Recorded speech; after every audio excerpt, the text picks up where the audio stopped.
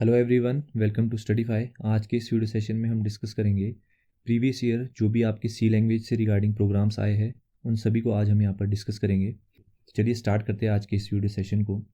देखते हैं first question. यहाँ पर आपसे पूछा है what shall be the output. यहाँ पर आपके पास एक स्टेटमेंट गिवन है प्रिंट एफ, और यहाँ पर आपके पास यूज़ हुआ है क्या, फॉर्मेट स्पेसिफायर। और फॉर्मेट स्पेसिफायर होता क्या है इसको पहले हम यहाँ पर देखते हैं। हम सी लैंग्वेज में दो फंक्शंस को यूज़ करते हैं, एक होता है स्कैन एफ और एक होता है प्रिंट एफ।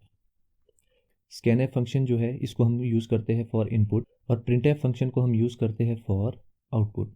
अब जब भी हमें इनपुट लेना हो या फिर हमें आउटपुट बतानी हो कि आउटपुट क्या रहेगी, तो कंपाइलर को ये बताने के लिए कि आपका किस टाइप का जो वेरिएबल है वो यहाँ पर रहने वाला है, क्या आपका रिजल्ट रहेगा, उसके लिए हम क्या कॉन्सेप्ट यूज़ करते हैं, फॉर्मेट स्पेसिफायर। इन शॉर्ट आपको क्या याद रखना है, फॉर्मेट स्पेसिफायर को हम किस लिए यूज़ करते हैं कि कंपाइलर को ये बताने के लिए कि आपका जो रिज़ल्ट है वो क्या होगा, वो इंटीजर होगा या आपका कैरेक्टर टाइप आपका रिजल्ट होगा। इस चीज़ को बताने के लिए हम क्या चीज़ यूज़ करते हैं, फॉर्मेट स्पेसिफायर।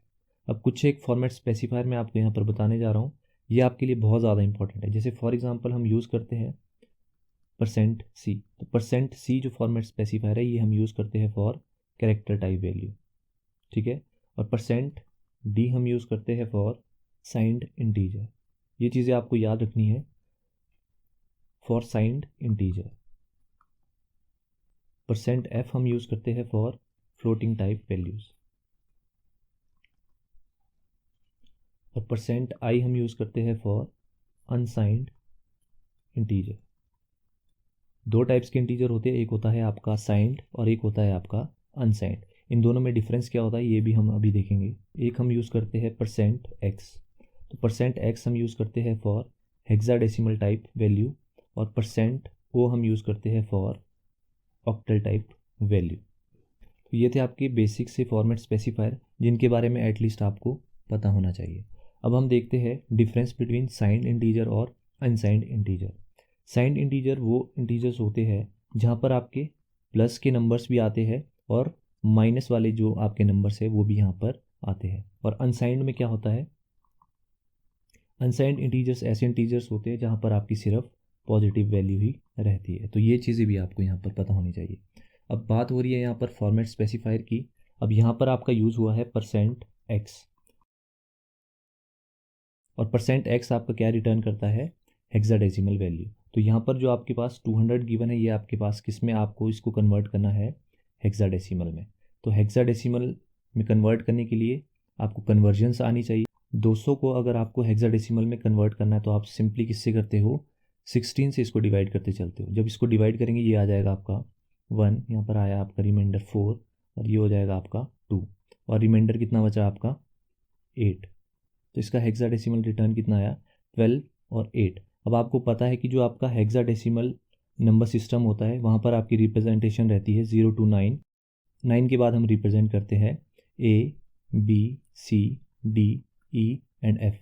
9 तक आपके नंबर्स रहते हैं, और ए डिनोट करता है for 10, B for 11, C for 12। तो यहाँ पर क्या है आपका 12, तो ये हो जाएगा आपका यहाँ पर सी, और यहाँ पर आ जाएगा आपका 8। तो इसका जो आंसर है वो कितना आ जाएगा आपका, ऑप्शन नंबर डी। अब इसी में ही मैं आपको एक दो फैक्ट्स और बताता हूँ यहाँ पर।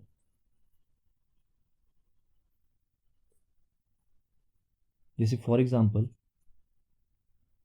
आपके पास एक वेरिएबल गिवन है ए इक्वल्स टू 900, और आपके पास फॉर्मेट स्पेसिफायर इस तरह से गिवन है परसेंट 8D, और यहाँ पर आपके पास वेरिएबल गिवन है।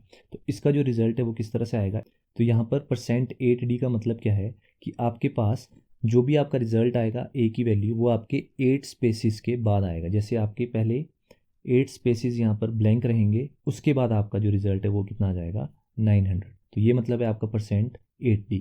इसी में ही हम एक और एग्जांपल करते हैं। सपोज आपके पास गिवन है ए इक्वल्स टू 900, और यहाँ पर आपके पास गिवन है परसेंट 08D, और यहाँ पर आपके पास वेरिएबल गिवन है। तो इसका रिजल्ट किस तरह से आएगा, तो यहाँ पर 08D का मतलब क्या है, जो आपके 8 स्पेसिस रहेंगे उसको आपको किससे फिल करना है, विद 0। तो आपके जो स्पेसिस है वो 0 से फिल होंगे, और फिर जाके आपका जो रिजल्ट है वैल्यू वो यहाँ पर प्रिंट होगी। इस तरह से आपका रहता है percent 8D and percent 08D। एक और एग्जाम्पल हम यहाँ पर देखते हैं। आपके पास इस तरह से अगर गिवन है फ्लोट x इक्वल्स टू 12.5, और आपके पास फॉर्मेट स्पेसिफायर इस तरह से गिवन है परसेंट ऑफ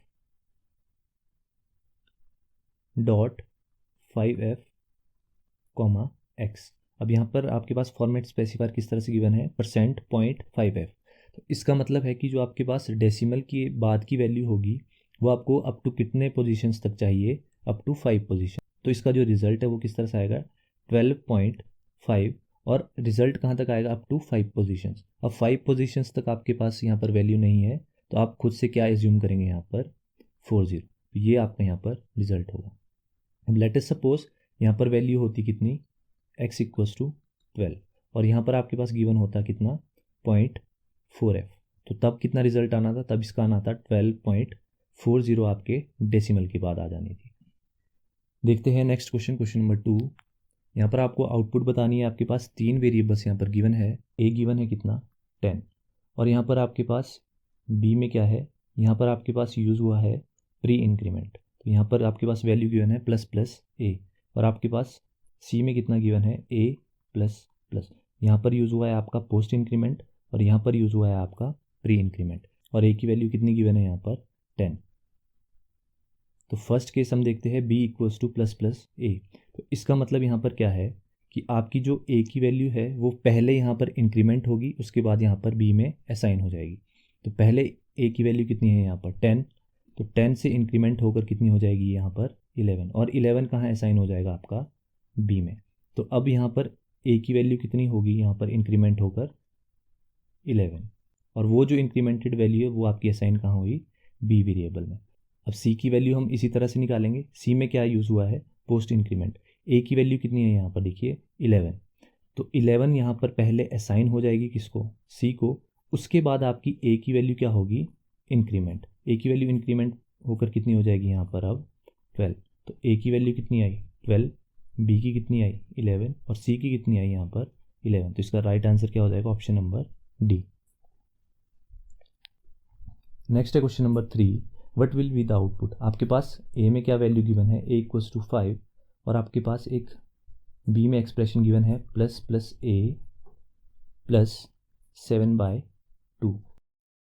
अब इस क्वेश्चन में जो आपका कॉन्सेप्ट यूज़ होगा वो होगा प्रेसिडेंस एंड एसोसिएटिविटी का। अब जिसने ये वीडियो नहीं देखी है तो वो पहले जाकर प्रेसिडेंस और एसोसिएटिविटी की जो मेरी वीडियोस है वो उनको जाकर पहले देखें। तो यहाँ पर देखिए क्या है आपका, पहले आपका ++a, तो ++a का मतलब है कि जो a की वैल्यू है वो पहले इंक्रीमेंट हो जाएगी। a की वैल्यू कितनी है 5, तो इंक्रीमेंट होकर ये कितनी हो जाएगी यहाँ पर 6। यहाँ पर आ जाएगा आपका 6 प्लस यहाँ पर है आपका 7/2। अब प्रेसिडेंस और एसोसिएटिविटी में क्या होता है, यहाँ पर हम चेक करते हैं कि किसकी जो प्रेसिडेंस है वो हायर है। डिवीजन, मल्टीप्लिकेशन और जो आपका मॉडुलस रहता है इसकी प्रेसिडेंस हायर है as compare two plus and minus. तो यहाँ पर सबसे पहले क्या इवेल्यूएट होगा 6 + 7/2। अब 7/2 यहाँ पर आपका क्या है एक इंटीजर वैल्यू है, तो इसका रिजल्ट कितना आ रहा है 3.5। पर यहाँ पर जो आपका डाटा टाइप यूज़ हुआ है वो यूज़ हुआ है आपका क्या इंट। तो इंट यूज़ हुआ है तो आपका जो राउंड फिगर में इसकी वैल्यू कितनी आ जाएगी यहाँ पर 3। तो अब यहाँ पर क्या हो जाएगा 6 + 3 = 9। तो बी की वैल्यू कितनी आ गई यहाँ पर 9। तो इसका राइट आंसर हो जाएगा ऑप्शन नंबर ए। नेक्स्ट यहाँ पर क्वेश्चन गिवन है a की वैल्यू कितनी गिवन है 7 और b की वैल्यू यहाँ पर कितनी गिवन है 8, और यहाँ पर आपको प्रिंट क्या करना है a एंड b। अब जो एंड टेबल होता है वो किस तरह से काम करता है इसको मैं आपको बता देता हूँ। जैसे आपकी 4 यहाँ पर पॉसिबिलिटीज़ रहती है 0 0 0 1 1 0 एंड 1 1। अब एंड किस तरह से काम करता है, ये सिंपली काम करता है ऑन डॉट ऑपरेटर। मतलब 0 × 0 कितना हो जाएगा आपका 0, 0 × 1 कितना हो जाएगा आपका 0, और 1 × 0 कितना हो जाएगा आपका 0, और 1 × 1 कितना हो जाएगा आपका 1। तो इस तरह से आपका क्या काम करता है एंड ऑपरेटर। अब यहाँ पर देखिए, और इस क्वेश्चन में आपका क्या चीज़ यूज़ हो रहा है बिट वाइज एंड ऑपरेटर। तो बिट वाइज एंड ऑपरेटर किस तरह से काम करेगा, सबसे पहले 7 को कन्वर्ट करेंगे हम किस में बाइनरी में। तो 7 का बाइनरी कितना आ जाएगा आपका 1 1 1, ये है आपका 7 का बाइनरी, और 8 का बाइनरी कितना आ जाएगा आपका 1 0 0 0। अब देखो एंड का जो आउटपुट है वो किस तरह से रहता है, अगर आपकी आइदर ऑफ द वैल्यू 0 है तो आपका रिजल्ट क्या रहने वाला है 0। अब यहाँ पर आप अप्लाई करिए 7 एंड 8, तो इसका रिजल्ट किस तरह से आएगा 0 × 1 कितना हो जाएगा आपका यहाँ पर 0, क्योंकि एंड में क्या होता है कोई भी वैल्यू अगर 0 है तो आपका रिजल्ट कितना आ जाएगा 0। अब यहाँ पर देखिए, यहाँ पर है 0, यहाँ है 1, तो ये भी कितना हो जाएगा आपका 0। यहाँ पर देखिए, यहाँ है 1 और यहाँ है आपका 0, तो ये कितना हो जाएगा आपका 0। और यहाँ पर आप खुद से एज्यूम कर लीजिए 0, तो ये कितना हो जाएगा आपका 0। तो इसका जो रिजल्ट है वो कितना हो जाएगा आपका ऑप्शन नंबर सी। नेक्स्ट है आपके पास x की वैल्यू गिवन है कितनी 35। अब यहाँ पर जो है बहुत से स्टूडेंट्स गलती करते हैं, वो इसको समझते हैं पावर, पर यहाँ पर जो एक्चुअल में ऑपरेटर यूज़ हो रहा है वो आपका कौन सा यूज़ हो रहा है, एक्सक्लूसिव और। एक्सक्लूसिव और की जो आउटपुट रहती है वो किस तरह से रहती है, आपके पास 4 पॉसिबिलिटीज़ होती है, 0 0 0 1 1 0 एंड 1 1। तो इसकी जो आउटपुट है वो किस तरह से रहती है, जहाँ पर आपकी दोनों इनपुट्स की वैल्यू सेम है वहाँ पर आपकी क्या कंडीशन रहती है, फॉल्स। तो यहाँ पर आपके फॉल्स हो जाएंगे और यहाँ पर कितना आ जाएगा आपका ट्रू। तो किस तरह से इसको हम सॉल्व करेंगे, सबसे पहले हम 35 का बाइनरी यहाँ पर निकालेंगे। 35 का बाइनरी किस तरह से निकालेंगे, 2 से डिवाइड करेंगे, कितना हो जाएगा, इस तरह से हम इसको सॉल्व करेंगे। Remainder 1, 2 4 8, remainder 0, 2 2 4, remainder 0, 2 1 2, remainder 0। तो इसका आ जाएगा 1 0 0 0 1 1। और 2 का कितना आ जाएगा आपका 0 1, बाकी हम खुद से एज्यूम करेंगे 0 0 0। तो ये है आपका 35 का बाइनरी इक्विवेलेंट, ये है आपका 2 का बाइनरी इक्विवेलेंट। अब यहाँ पर इसको रिजल्ट निकालिए, 35 एक्सक्लूसिव और यहाँ पर यूज़ हुआ है 2, तो इसका रिजल्ट कितना आ जाएगा आपका। अब देखो किस तरह से इसकी आउटपुट रहती है, जहाँ पर भी आपकी 0 और 1 है वहाँ पर आपकी वैल्यू कितनी रहती है, ट्रू। और जहाँ पर सेम वैल्यू वहाँ पर आपकी कितनी रहती है, फॉल्स, यानी कि 0। तो ये हो जाएगी आपकी यहाँ पर 0, ये भी हो जाएगी 0, ये भी हो जाएगी 0, और ये हो जाएगा आपका यहाँ पर 1। अब ये किसके इक्विवेलेंट होता है आपका, 1 0 0 0 0 1, ये इक्विवेलेंट किसके होता है आपका। इसको आपको सिंपली कन्वर्ट करना है डेसिमल में। किस तरह से हम करते हैं, इस तरह से हम नंबरिंग करते थे। तो ये हो जाएगा आपका 1 × 2 की पावर 5। सिर्फ हम चेक करेंगे जहाँ पर 1 1 है, एक आपका यहाँ पर 1 है और एक आपका यहाँ पर 1 है, तो ये हो जाएगा प्लस 1 × 2 की पावर 0, तो ये हो जाएगा आपका 32, प्लस ये हो जाएगा आपका एनीथिंग रेज टू पावर कितना होता है 1, तो ये हो जाएगा आपका 32 + 1 दैट इज़ 33। तो इसका राइट आंसर हो जाएगा ऑप्शन नंबर सी। नेक्स्ट देखते हैं क्वेश्चन नंबर 7। यहाँ पर आपके पास x की वैल्यू कितनी गिवन है 35, और यहाँ पर ऑपरेटर कौन सा यूज़ हो रहा है, राइट शिफ्ट। दो टाइप्स के ऑपरेटर मैंने आपको पढ़ाए थे, एक लेफ़्ट शिफ्ट और एक राइट शिफ्ट। तो यहाँ पर यूज़ हो रहा है राइट शिफ्ट। राइट शिफ्ट का मतलब क्या है, जो आपकी 35, हमने अभी अभी इसका बाइनरी इक्विवेलेंट निकाला था, क्या था 1 0 0 0 एंड 1 1, ये इसका बाइनरी इक्विवेलेंट था। अब इसको आपको शिफ्ट करना है राइट में, और राइट में कितनी पोजीशंस, अप टू 2 पोजीशंस। किस तरह से इसका रिजल्ट आएगा, अब ये जो दो आपकी बिट्स है इसको आपको राइट में शिफ्ट करना है। जब इसको राइट में शिफ्ट करेंगे तो ये वैल्यू आपकी कहाँ आ जाएगी, यहाँ पर। ये वैल्यू आपकी कहाँ आ जाएगी, यहाँ पर।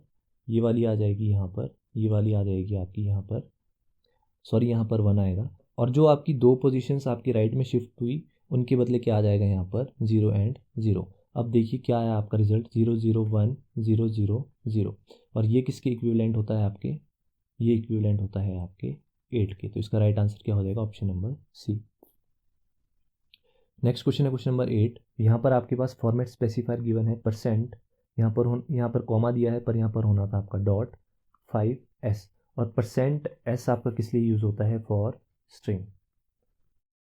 तो %s आपका किस लिए यूज़ होता है, फॉर स्ट्रिंग। तो यहाँ पर गिवन है आपके पास %.5s।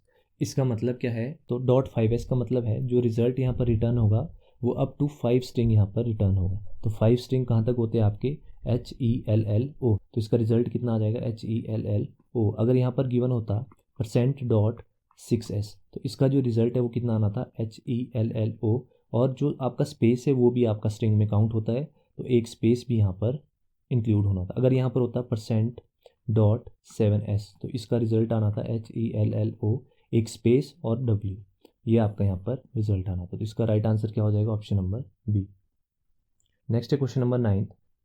यहाँ पर आपके पास डिफाइन फंक्शन गिवन है, और यहाँ पर कॉन्सेप्ट यूज़ हो रहा है आपका प्री प्रोसेसर। जो हमारी सी की फर्स्ट लेक्चर सीरीज थी वहाँ पर मैंने आपको प्री प्रोसेसर डायरेक्टिव्स के बारे में बताया था। तो यहाँ पर गिवन है आपका z = x × y।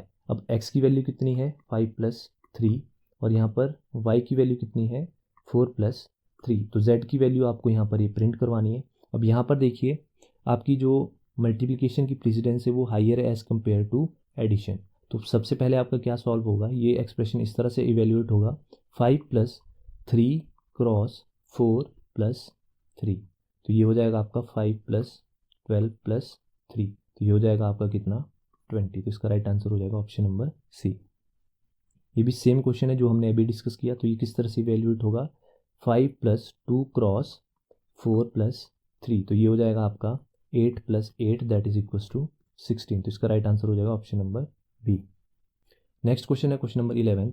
इस क्वेश्चन में यहाँ पर डिक्लेयर किया है एरे ऑफ कैरेक्टर्स, और एरे ऑफ कैरेक्टर्स को हम क्या चीज़ बोलते हैं, स्ट्रिंग। फिर इस क्वेश्चन में प्रिंट एफ यहाँ पर फॉर्मेट स्पेसिफायर यूज हुआ है क्या, %s that is for string, ठीक है। और स्ट्रिंग में क्या गिवन है यहाँ पर %s, नेम +3। अब इस क्वेश्चन को ध्यान से समझना, अगर यहाँ पर सिर्फ नेम गिवन होता तो आपकी आउटपुट क्या रहती, जो भी आपकी पूरी की पूरी एरे ऑफ स्ट्रिंग थी, यानी कि अरमान गुप्ता। पर यहाँ पर यूज हुआ है नेम +3।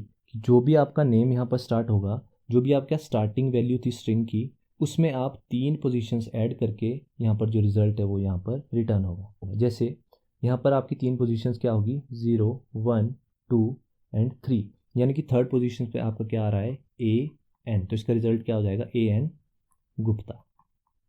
इस तरह से अगर यहाँ पर गिवन होता नेम +2, तो तब इसका रिजल्ट क्या आना था, इसका रिजल्ट आना था MAN गुप्ता। अगर यहाँ पर गिवन होता नेम +1, तो आपका नेम कहाँ से स्टार्ट होना था, आपका होना था R मैन गुप्ता। इस तरह से। तो आई होप आपको ये क्वेश्चन समझ आया होगा। तो इसका राइट आंसर हो जाएगा ऑप्शन नंबर सी।